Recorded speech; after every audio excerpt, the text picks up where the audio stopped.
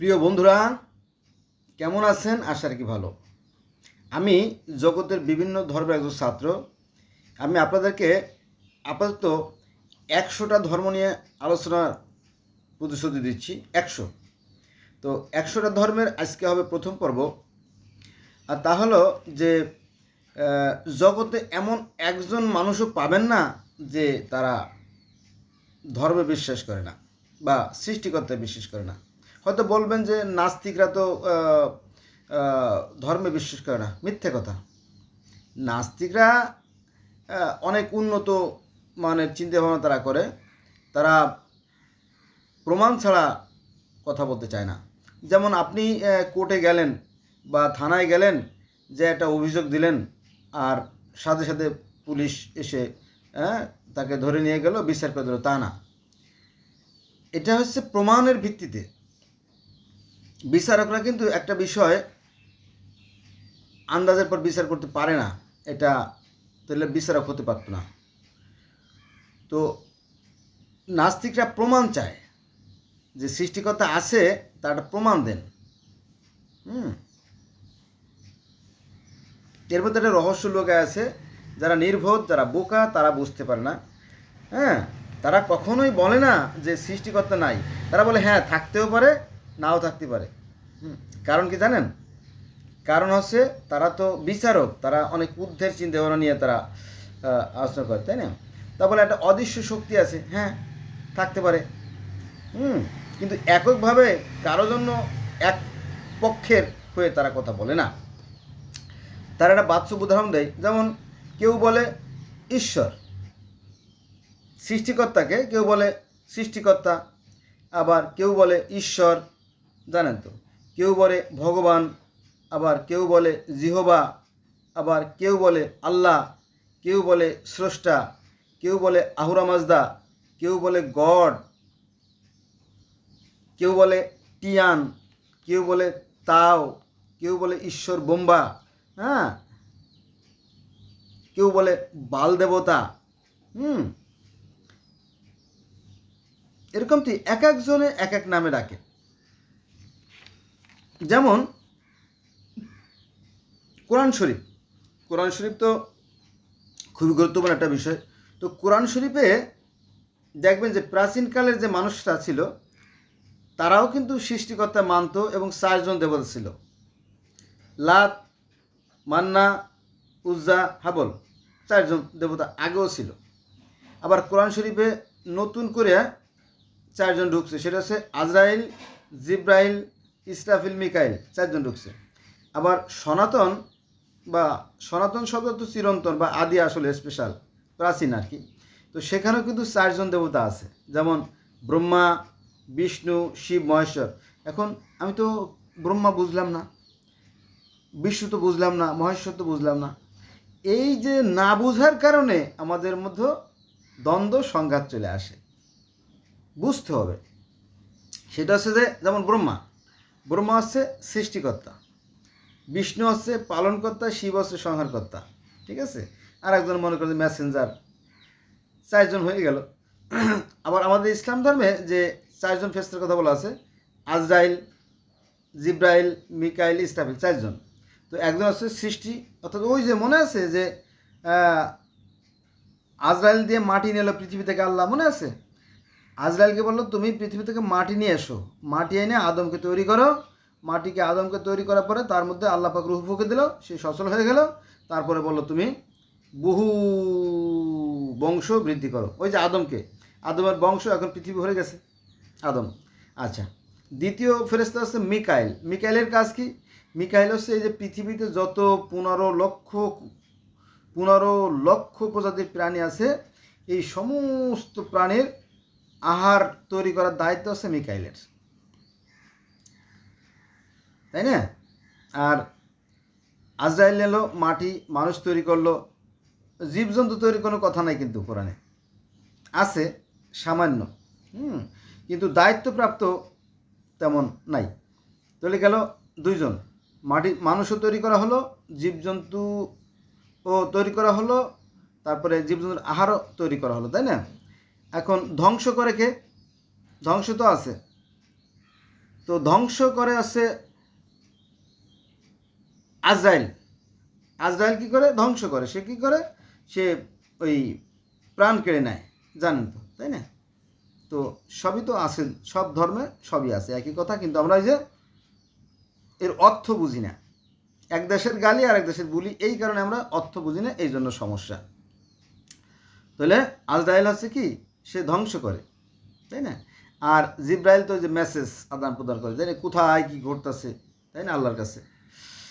আবার আল্লাহও মাঝে মাঝে ওই প্রথম আসমানে, দ্বিতীয় আসমানে, তৃতীয় আসমানে, চৌথ আসমানে, পঞ্চম আসমানে মাঝে মাঝে আসেন, তাই না? আবার আল্লাহ পাক সাকারেও আছেন, নিরাকারে আছেন। এইটা নিয়ে সারা দুনিয়ায় গণ্ডগোল। গণ্ডগোল যে নাই তা না, প্রত্যেকটা ধর্মের ভিতরে গণ্ডগোল আছে কম বেশি। সাকার নিরাকার কেন বললাম জানেন? কোরআন শরীফে আল জাহের আল বাতেন, এই যে আল জাহের মানে তিনি প্রকাশ্যমান, আল বাতেন মানে তিনি গোপন, এই দুটো কথা আছে। তো same to same, there is no difference between holy Veda and Holi Quran equal. কারণ কোরআনও যা বলতেছে বেদও তাই বলতেছে। সেটা হচ্ছে যে তিনি সাকার এবং নিরাকার। সাকার মানে কি? প্রকাশ্য আছেন, আর নিরাকার মানে গোপনে আছেন। সনাতন বা হিন্দু ধর্মে যারা আছে তারা বলতেছে কোনো কিছুই ছিল না, সৃষ্টির পূর্বে কোনো কিছুই ছিল না, পরমেশ্বর একাই ছিলেন। ভালো করে খেয়াল রাখবেন। এভাবে কেউ বলবে কিনা আমি জানি না, বলবে, তবে আমার মতো বলবে কিনা, যেহেতু আমি সারা পৃথিবীর শত শত হাজার ধর্ম নিয়ে আলোচনা করব, আজকে আরও প্রথম পর্ব। তো সনাতন ধর্ম বলতেছে তিনি সাকার এবং নিরাকার। সেটা কীভাবে? যে সৃষ্টিকর্তা ছিলেন নিরাকার, তিনি চিন্তা করলেন যে আমি এক থেকে বহু হব, আমি প্রকাশিত হব, নিজেকে প্রকাশ করব। তো এই যে পৃথিবীতে যে 15 লক্ষ প্রজাতির যে প্রাণী দেখা যাচ্ছে, এটা তার প্রকাশিত রূপ। সব প্রাণীর মধ্যে তিনি আত্মারূপে বিরাজমান। আবার তিনি শক্তিরূপে বিরাজমান। হ্যাঁ, শক্তিরূপে বিরাজমান। সেটা আবার কেমন? মনে করেন যে সূর্যের যে তাপ প্রকাশিত হয়, এই সূর্যের তাপ এক প্রকার শক্তি, সূর্যের আলো এক প্রকার শক্তি, সূর্য থেকে বাতাস প্রবাহিত হয় তা এক প্রকার শক্তি। তারপরে যে পানি, সূর্যের তাপের কারণে যে বাষ্প তৈরি হয়, হ্যাঁ, বাষ্প জমে আবার যখন বৃষ্টি হয়, এই বৃষ্টির পানিকে কাজে লাগায় আর একটা শক্তি তৈরি করা যায়। মানে সবই শক্তির খেলা, কিন্তু সাধারণ মানুষের বুঝতে পারে না। যারা বিজ্ঞানী তারা তো এইগুলো নিয়ে আলোচনা করে, গবেষণা করে, তারা কিছুটা বুঝতে পারে। আমি একটু ডিটেলস বলতেছি, আমি ভাঙ্গাই বলতেছি। সেটা হচ্ছে যে দেখবেন যে এই যে সূর্যের কিরণের ফলে যে বাতাসের সৃষ্টি হয়, এই বাতাস দিয়ে উন্নত বিশ্বে ওই যে প্রোপেলার মানে পাখা ঘুরায় তারা বিদ্যুৎ উৎপন্ন করে। আবার তাপ শক্তি দিয়ে বিদ্যুৎ উৎপন্ন করা যায়, আলোক শক্তি দিয়ে বিদ্যুৎ উৎপন্ন করা যায়। হ্যাঁ, এগুলো কিন্তু সব বিদ্যুৎ উৎপন্ন করা যায়। আপনারা দেখবেন গ্রাম অঞ্চলে, শহরেও আছে, ওই যে সোলার প্যানেল, টিনের চালের উপরে সোলার প্যানেল বসায় রেখে সারাদিন ফ্যান লাইট জ্বলে, আর রাত্রেবেলা ওই যে ব্যাটারি চার্জ হয়ে থাকে, তার থেকে আবার ফ্যান লাইট জ্বলে, টেলিভিশন চলে, তাই না? এখন আমরা তো বুঝতেছি যে এই ব্যাপারগুলো সহজ হয়ে গেছে। তারপরে এই যে পানির স্রোতকে কাজে লাগাইয়া শুধু বাংলাদেশ না, সারা পৃথিবীতে এই যে জল বিদ্যুৎ প্রকল্প, যেমন আমাদের বাংলাদেশের কাপ্তাই জল বিদ্যুৎ প্রকল্প, তাই না?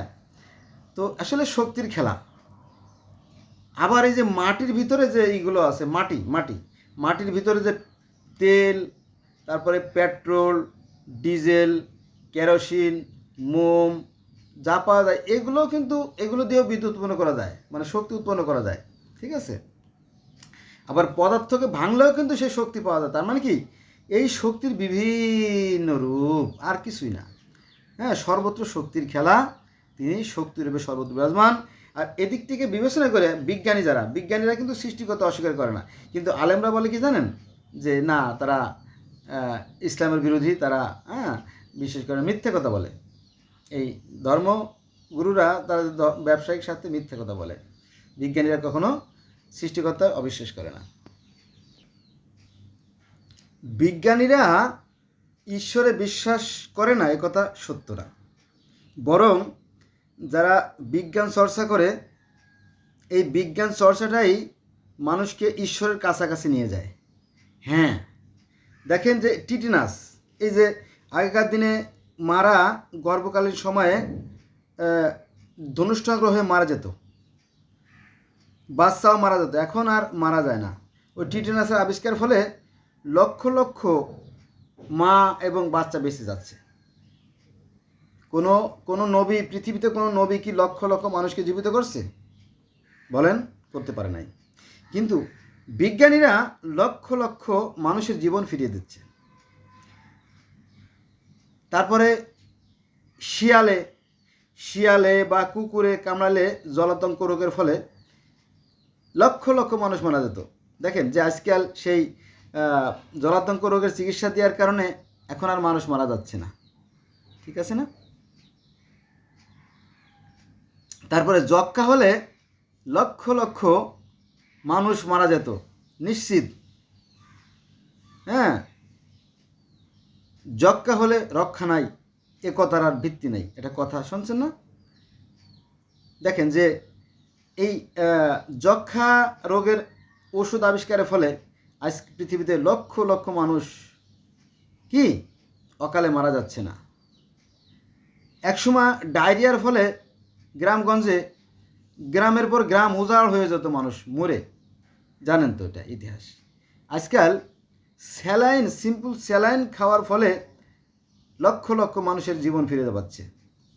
আবার যদি অতিমাত্রায় ডায়রিয়া হয়ে যায়, অর্থাৎ সেই মুখে আর স্যালাইন খেতে পারতেছে না, রোগী অসুস্থ হয়ে গেছে, তার হাসপাতালে নিয়ে কি করে লিকুইড স্যালাইন তার শরীরের মধ্যে পুশ করা হয়, সে বেঁচে যায়।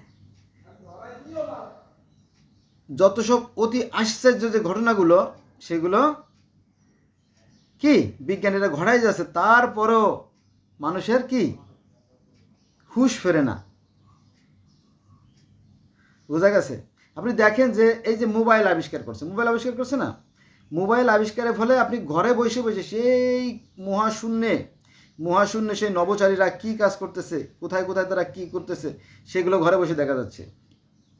কোথায় সাগরের গভীরে মাছ কিভাবে তারা সংগ্রহ করতেছে, মাছ কিভাবে তারা সাবমেরিন নিয়ে চলাফেরা করতেছে, কিভাবে সাবমেরিন চলে, সব তথ্যপত্র আমরা ঘরে বসে বসে জানতে পারতেছি, তাই না?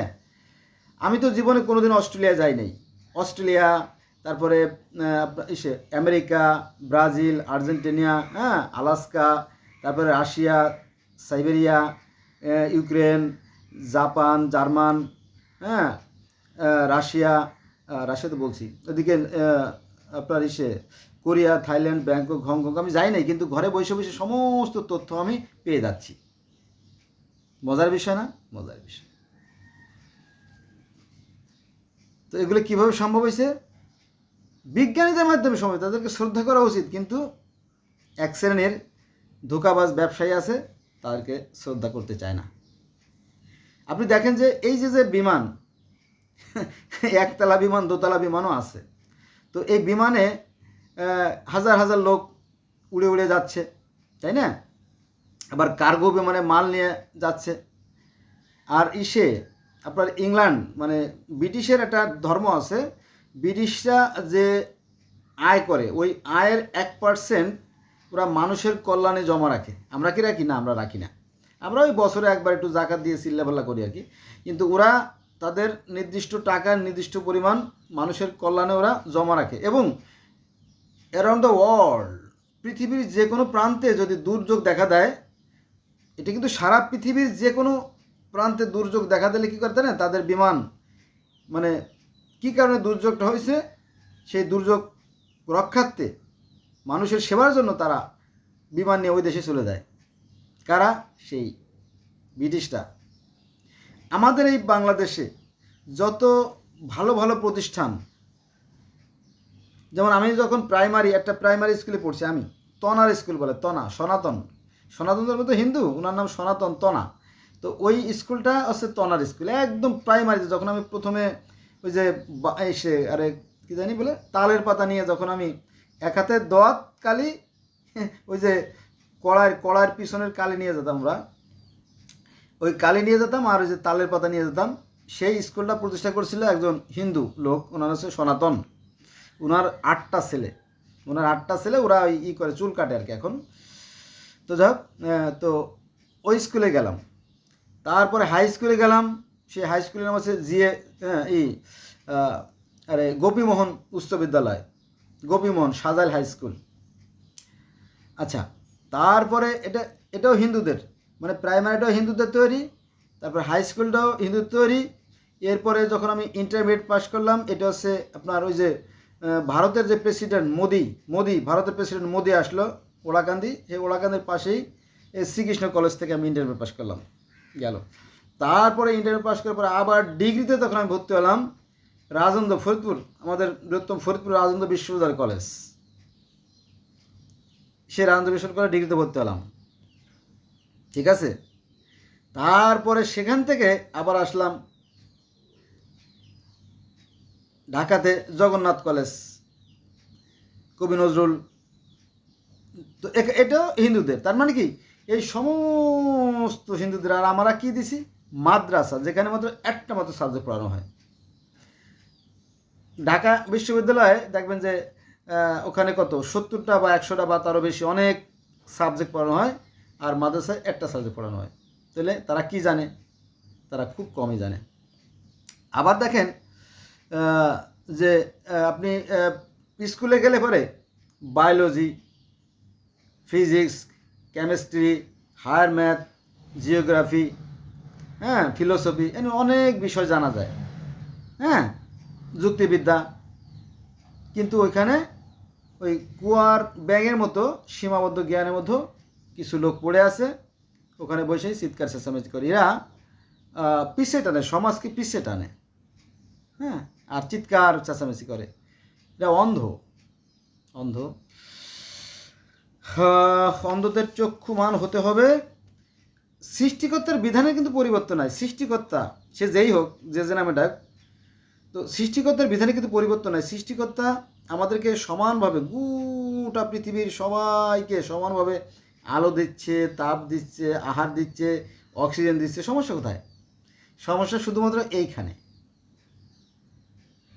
এই জন্য আমি মাঝে মাঝে কথা বলি যে এই ধর্মগুলো জন্ম হয়েছে মূলত মানুষের সাথে মানুষের হিংসা, বিদ্বেষে, ঘৃণা থেকে।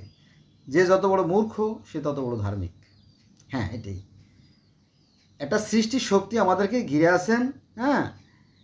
আর যদি আমরা কর্ম ভালো করি তাহলে দেখবেন যে হ্যাঁ, সৃষ্টিকর্তা ইহকালীন এবং পরকালীন উভয়কালীন কল্যাণ দান করে। আমরা একসময় মরে যাব, আবার আমরা সেই আত্মিক জগতে চলে যাব, এ ব্যাপারে কোনো সন্দেহ নেই। এটা সবাই বিশ্বাস করে। পৃথিবীতে যে ধর্ম আছে, পৃথিবীতে যে আপনার 4,500 ধর্ম আছে, সবাই পরকালে বিশ্বাস করে, সবাই আত্মা বিশ্বাস করে, সবাই সৃষ্টিকর্তা বিশ্বাস করে। অতএব please please please avoid my request, আমার সর্বোপরি অনুরোধ, চলেন আজ থেকে আমরা ধর্ম নিয়ে বাড়াবাড়ি করবো না। আমার সাথে থাকুন, আমি আপনাদেরকে শত শত ধর্ম নিয়ে আলোচনা করব। পৃথিবীতে এমন কোনো মানুষ পাওয়া যাবে না যে সে ধর্মে বিশ্বাস করে না।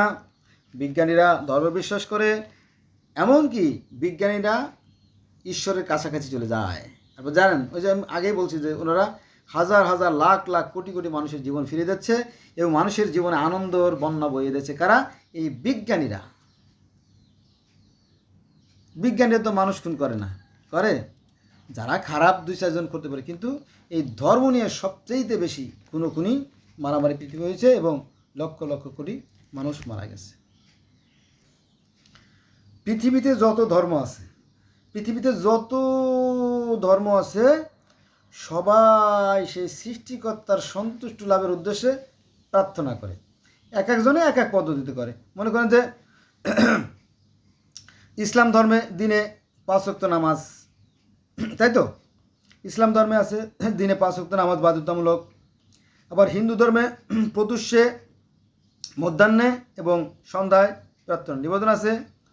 ইহুদি ধর্মে শনিবার সিনাগগে গিয়ে প্রার্থনা ও শ্লোক ও পবিত্র তাওরাত পাঠ করা।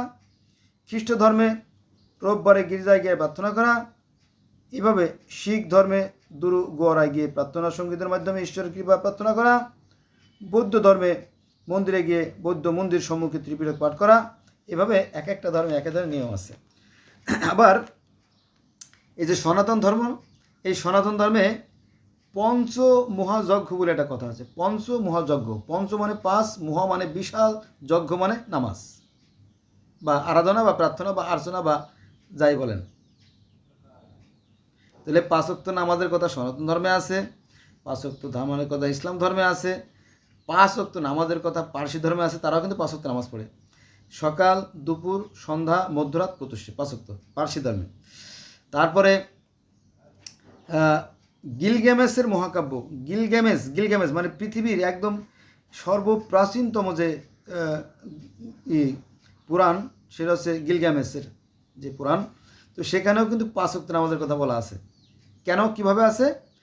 ঘটনা হয়েছে কি, ওই গিলগামেশ কিছু ভুল করছিল। ভুল মানে কি, ওই যে বনের রাজা হোম বাবাকে হত্যা করে এবং হোম বাবার 7 ছেলেকে হত্যা করে। তারপরে ঈশ্বর একটা গরু মানে এই করে, ওই যে দেবী দেবী দেবী আরুরু সেই স্বর্গীয় পিতার কাছে নালিশ করে, হে পিতা, এই গিলগামেশকে সাহায্য করার জন্য, শিক্ষা দেওয়ার জন্য তুমি একটা কিছু করো। তখন একটা গরু পাঠায় দেয়, স্বর্গ থেকে একটা গরু পাঠায় দেয়। যেমন হযরত আদম আলাইসাল্লাম, মানে আমি তো মুসলমানের সন্তান, হযরত আদম আলাইসাল্লাম এর সাথে একটা গরু ছিল। ঠিক ওরকমটি সেই স্বর্গ থেকে একটা গরু পাঠায় দেয়, ইয়া মোটা গরু, বড় বড় শিং, যাতে ঠুস করে ওই গিলগামেশের পেটটা ফুটো করে দিতে পারে, যাতে শিক্ষা হয়। তো একটা গরু যখন পাঠায়, ওই গরুর পাটা আবার ছিঁড়ে ফেলায় গিলগামেশের বন্ধু এনকেদু। তো তখন দেবতারা রেগে যায়, ভীষণ রেগে যায়। তখন দেবতার সাথে যুদ্ধ শুরু হয়ে যায়, মারামারি। তখন তাকে স্বপ্নে দেখানো হলো, মানে সৃষ্টিকর্তার এই সৃষ্টিগুলো সহজে ধ্বংস না হয়ে যাক, সৃষ্টিকর্তা তাই চান। তখন বলো, হেই তুমি করো গিলগামেশ, তুমি সৃষ্টিকর্তার কাছে প্রার্থনা করো। সূর্য দেবতার আশীর্বাদ নিয়ে সূর্য দেবতাকে শিখিয়ে দিল, তুমি প্রার্থনা করো, প্রার্থনা করো 5 বার প্রার্থনার কথা সেই গিলগামেশে আছে। তাহলে 5 বার নামাজের কথা গিলগামেশে আছে, মিশরীয় ধর্ম প্রার্থনা পদ্ধতি আছে। তারপরে 5 ওয়াক্ত নামাজের কথা আজ থেকে 6000 বছর আগে যে পার্সি ধর্ম, সেখানেও আছে। এবং সেখানে মিরাজও আছে, সেখানে পুলসিরাতও আছে, মিজান আছে, সবই তো আছে আরও 5000 বছর 10,000 বছর আগে। তাহলে সমস্যাটা কোথায়? সমস্যাটা যে আমি বললাম না আগে, এইখানে সমস্যা, বুঝছেন? এই এই এই এই এই কুয়া থেকে বের হয়ে আসতে হবে। এই কুয়াটাই পৃথিবী মনে করার দরকার নাই। কুয়া ছাড়াও পুকুর আছে, হাওড় আছে, বাওড় আছে, নদী আছে, খাল আছে, বিল আছে, পুকুর আছে, জলাশয় আছে, হ্যাঁ, তারপরে সাগর আছে, মহাসাগর পর্যন্ত আছে। আমাদেরকে ওই পর্যন্ত যেতে হবে। আসুন আমরা ধর্মের ভেদাভেদ ভুলে যাই। আমাদের একজন সৃষ্টিকর্তা আছে, তার কাছে আমাদের ফিরে যেতে হবে এবং হ্যাঁ, বিচারের সম্মুখীন হতে হবে। আসুন আমরা সেই সৃষ্টিকর্তার আরাধনা করি। আমরা সত্যকে সত্য বলি আর মিথ্যাকে মিথ্যা বলি। বন্ধুরা, আজকে এই বন্ধুই, সবাই ভালো থাকবেন। আল্লাহ হাফেজ।